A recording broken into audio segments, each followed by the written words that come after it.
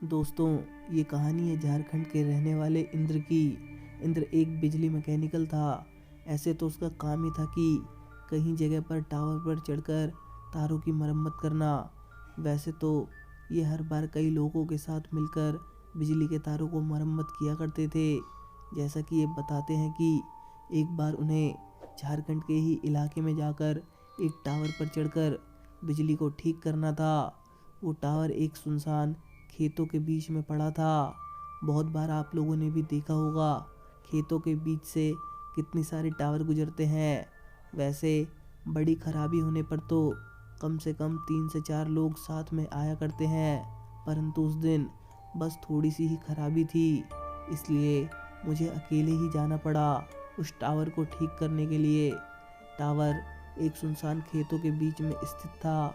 गर्मियों का दिन था। चारों ओर चिलचिलाती धूप थी। धूप में चलती हुई गर्म हवाएं बेहोश कर देने वाली थी। तेज हवाओं के कारण आंखों में धूल उड़कर पड़ रहे थे। वहां से पक्की सड़क तकरीबन आधे किलोमीटर पर दूर थी। इस तेज गर्मी में वहां तक तो पहुंचने में 20 से 25 मिनट लग जाते। इतनी तेज धूप और गर्मी में उस समय मैं अकेला ही था और दूर दूर तक कोई नहीं था। मैं अपने साथ लाए हुए कुछ सामान को ऊपर टावर पर ले गया और नीचे एक बैग को छोड़ दिया। मैं ऊपर चढ़कर तार की मरम्मत कर रहा था कि मुझे नीचे बहुत जोर की आवाज़ आई, मानो टावर को कोई बेहद जोर से टक्कर मार रहा हो। मैं चौंक गया और तुरंत ही नीचे झांका, लेकिन नीचे कोई भी नहीं था। मुझे लगा शायद कोई जानवर होगा, लेकिन फिर सोचा इतनी जल्दी वो कहाँ चला जाएगा। इतना खुला मैदान है, यहाँ तो दूर दूर तक कोई दिखाई भी नहीं दे रहा था। मुझे थोड़ा अजीब सा लगा, लेकिन फिर मैंने उतना नहीं सोचा और फिर से मरम्मत करने लगा उस तार को। अचानक हवा हू हू की आवाज़ के साथ और तेज हो गई। मुझे प्यास भी लग रही थी, लेकिन पानी की बोतल मैं नीचे पड़ी उस बैग में ही छोड़ आया था।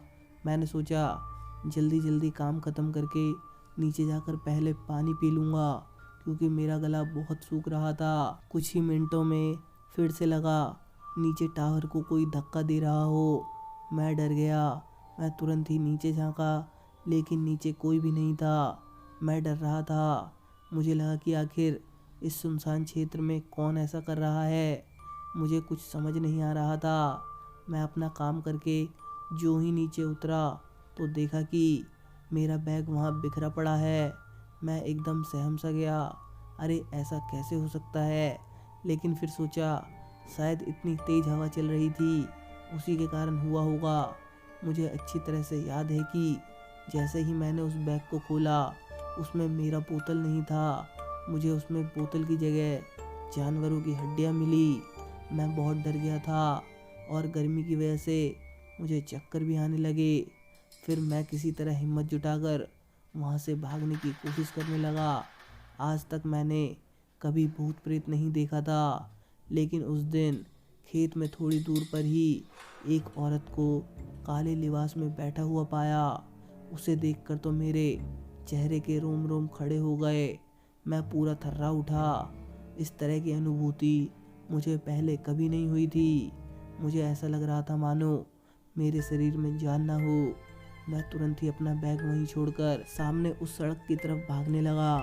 मैं भागते भागते इतना थक गया था कि मुझे लगा कि मेरे मुंह से खून आ जाएगा। मैं तेज़ी से भागकर सड़क तक पहुंचा और वहां से गुजर रही ऑटो पर बैठकर किसी तरह अपनी जान बचाकर वहां से भागा। मैंने इन बातों को कई लोगों के सामने जिक्र भी किया, लेकिन कई ने तो यकीन किया, पर किसी ने तो यकीन किया ही नहीं। पर मुझे इससे कोई फ़र्क नहीं पड़ता। मुझे अच्छी तरह याद है कि अगर उस दिन मेरी जगह कोई और होता तो उसे वो ज़रूर महसूस होता। वो खौफनाक मंजर आप लोग रास्ते से गुजरते वक्त जो टावर खेत में लगे देखते हैं, आपको लगता होगा वो वैसे ही लगे रहते हैं, लेकिन ऐसा नहीं है। वहाँ जाकर बनाने वाले को ये पता ही नहीं रहता कि जिस ज़मीन पर टावर गड़ी हुई है, इसके अंदर किसी को दफनाया गया है या ये क्षेत्र भूतहा है। ये घटना सिर्फ इनके साथ ही नहीं होती, बल्कि कई लोगों के साथ होती है। आपने भी सुना होगा कि कभी कोई व्यक्ति पोल पर चढ़कर बिजली से जलकर मर गया।